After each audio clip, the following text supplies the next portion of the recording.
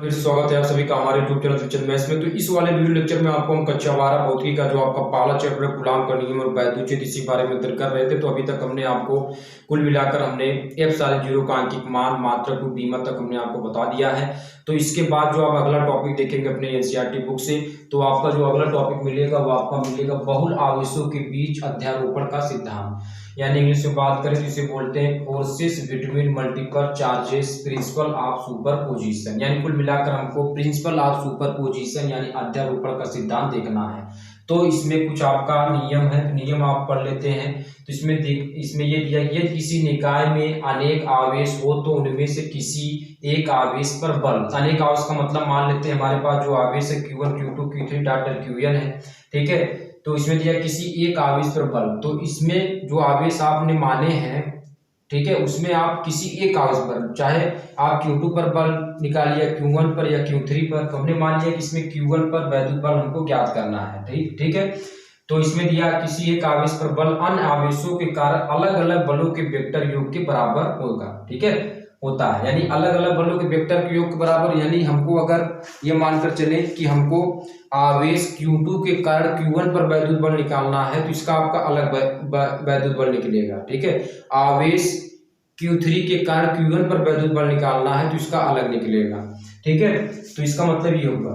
तो अब देखिए हमने यहाँ मान लिया कि माना आवेश Q1 और इसमें दिया है अलग अलग बलों के वेक्टर योग के बराबर होता है, इसे अध्यारोपण का सिद्धांत कहते हैं। तो हमने मान लिया माना आवेश Q1 Q2 और Q3 डॉट डॉट Qn है, इसमें Q1 पर वैद्युत बल ज्ञात करना है तथा Q2 Q3 और डॉट डॉट Qn के सापेक्ष Q1 की स्थिति वेक्टर, यानी Q2 और Q1 का जो स्थिति वेक्टर है वो आपका क्या है, कैप R12 है। यानी इसके उसके बीच की दूरी हमने क्या माना, कैप R12 है।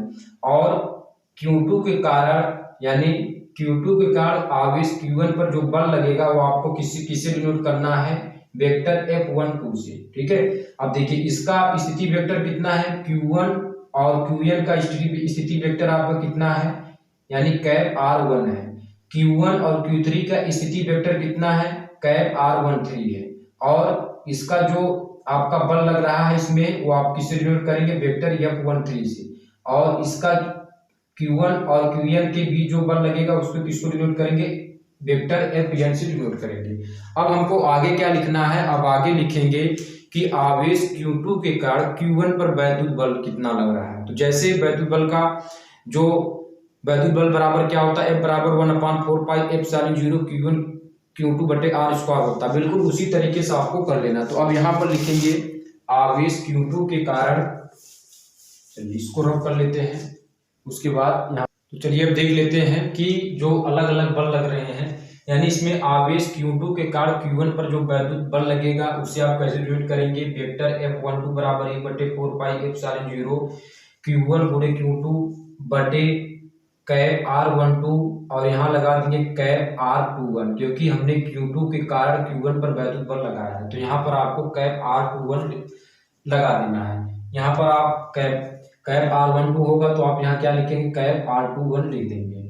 आवेश Q3 के कारण Q1 पर जो वैद्युत बल लगेगा वो आपका क्या लगेगा, वेक्टर F13 बराबर 1/4 पाई एप्सिलॉन 0 Q1 गुणे Q2 और बटे में आपका क्या होगा, कैप R13 और ये कैप R31 आपका हो जाएगा।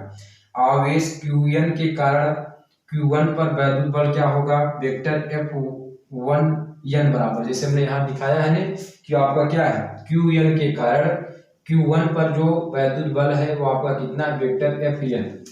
तो Fn यानी F1n कर सकते हैं। तो F1n बराबर 1/4 पाई एप्सिलॉन 0 Q1 गुणे Qn बटे R1n स्क्वायर। और यहाँ पर आपका क्या होगा, यहाँ पर आप क्या लगाएंगे, कैप लगाएंगे, कैप Rn1 होगा, ठीक है। अब देखिए इसमें क्या होता है कि अध्यारोपण सिद्धांत से सभी अन्य आवेशों के कारण इस पर हमको, यानी Q1 पर हमको क्या निकालना, परिणामी वैद्युत बल निकालना है। क्या निकालना, परिणामी वैद्युत बल निकालना। तो अब ये क्या करेंगे, इन सभी का योग कर देंगे, ठीक है। तो चलिए इन सभी का योग करते हैं, यानी अब निकालेंगे, लिखेंगे क्या, अध्यारोपण के सिद्धांत से Q1 पर परिणामी वैद्युत बल,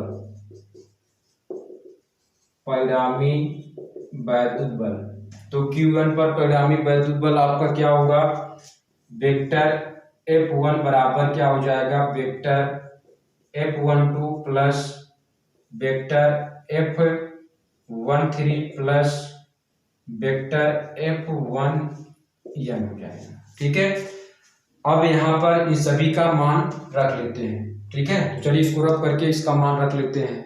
तो अब इनका जब योग करेंगे तो अध्यारोपण सिद्धांत से Q1 पर परिणामी वैद्युत बल जब निकालेंगे तो हमारे पास क्या होगा, वेक्टर F1 बराबर vector F12 plus vector F13 plus dot dot vector F1n हो जाएगा। तो अब इसका मान हमने निकाले थे 1/4π0 Q1 × Q2 बटे आपका R12 स्क्वायर, और यहाँ पर लगाएंगे cap R21 plus 1/4π0 Q1 × Q3 बटे R13 स्क्वायर कैप R31 हो जाएगा, प्लस डॉट डॉट 1/4π0 यानी इसका जो हमने निकाले थे Q1 × Qn बटे R13 का स्क्वायर कैप R31 ये हो जाएगा। अब इसमें देखिए सब में आपका क्या है, 1/4πε0 सब में कॉमन है, तो सब में आप कॉमन करेंगे तो ये आपका रिजल्ट आ जाएगा।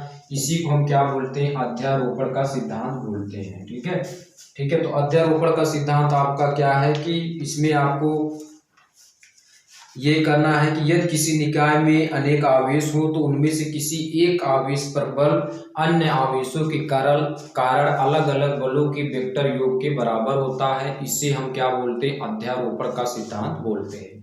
तो चलिए इस वीडियो लेक्चर को यहीं पर समाप्त करते हैं।